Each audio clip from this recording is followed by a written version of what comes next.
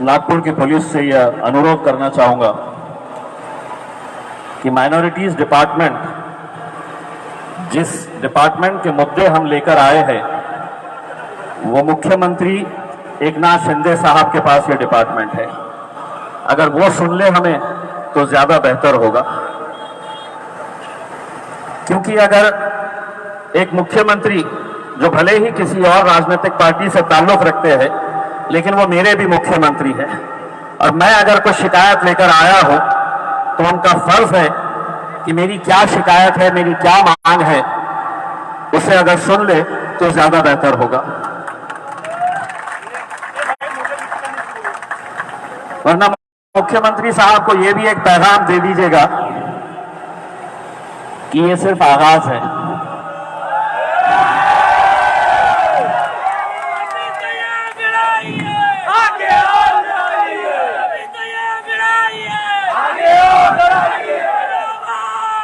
अगर मुख्यमंत्री साहब हमारे सब्र का पैमाना फूटने के बाद क्या होता है देखना चाह रहे हैं, तो मुख्यमंत्री साहब को हम ये कहना चाहेंगे कि एक बार फिर हम मुंबई आ रहे हैं,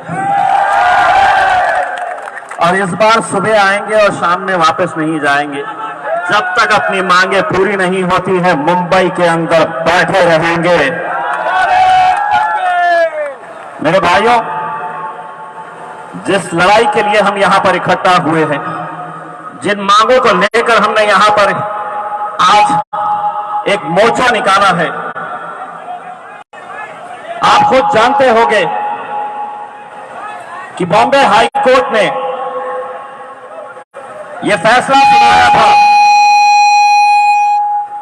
बॉम्बे हाई कोर्ट ने यह कहा था, जब रिजर्वेशन का मुद्दा अदालत के अंदर गया, मराठाओं को रिजर्वेशन मिलना चाहिए, मुसलमानों को रिजर्वेशन मिलना चाहिए, तो अदालत ने बहुत सारे जो सरकार के कमिटीज थे, सरकार ने कमिटी बनाई थी कि देखो, समझो और हमको बताओ कि मुसलमानों का एजुकेशन, मुसलमानों की माशी हालत कैसी है, इसकी पूरी स्टडी करके हमें रिपोर्ट दो। एक रिपोर्ट बनी सच्चर कमीशन की। सच्चर कमीशन ने कहा कि इस मुल्क के अंदर सबसे ज्यादा अगर कोई पिछड़ा है, बल्कि उन्होंने यहां तक कहा था कि दलितों से ज्यादा इस मुल्क के अंदर मुसलमान पिछड़ा है। मुसलमानों को एजुकेशन के अंदर रिजर्वेशन मिलना चाहिए, नौकरियों के अंदर रिजर्वेशन मिलना चाहिए। यह जस्टिस सच्चर कमीशन की रिपोर्ट बताती है। वो रिपोर्ट आई तो लेके ठंडे बस्ते में रख दिए। फिर जब मुसलमानों ने मांग की तो कहा नहीं, हम दूसरा एक कमेटी बनाते हैं। फिर महमूदुर रहमान कमेटी बनी।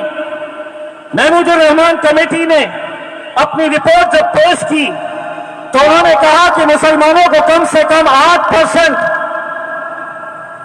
एजुकेशन के अंदर रिजर्वेशन मिलना चाहिए।